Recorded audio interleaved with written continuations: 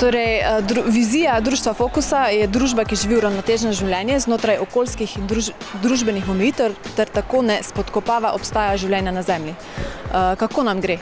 Sicer moje mnenje je, da kar se tiče Evrope, se politike premikajo naprej in veliko je zaveščanja glede okoljskih tematik, predvsem izven Evrope, pa za države, kjer se pač kaj da še ne spreminja, še vedno se izsekuje amazonski gozd, še vedno se kršijo mnoge človeške pravice. So pa mladi dosti aktivni, tako da jaz imam neko mnenje, da se premikamo na bolje, sploh ko vidim našo mlajšo generacijo. Kako pa lahko posameznik v everyday life pripomore k boljši prihodnosti?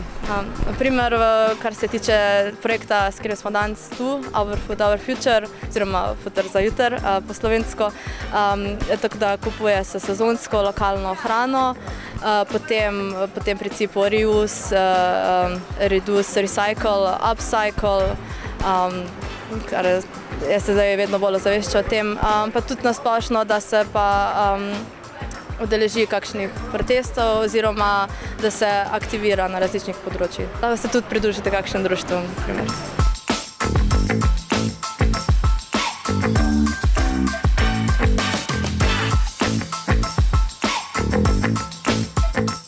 Naravno da vas moram pitati zašto ime Pseća plaža i koja vam je Pseća plaža omiljena? Nema toliko omiljenih Pseća plaža ko naša Pseća plaža. Ma to je u biti, to je krenulo sa kao izmišljanjem nekog imena i kako smo u tom trenutku svi ljudi koji su bili dio tog benda imali pse i kako je bila neka situacija. I onda smo odlučili kao pa dobro, možda je naše ime zapravo Pseća plaža i onda nam je to bilo jako smiješno i onda smo odlučili ovo će biti jako smiješno i onda smo odlučili tako se nazvati. Ništa kompleksno previše. Zapravo se možda ne mogu ni sjetiti unatrag, već je prošlo 6 godina, tako da. Da, u redu.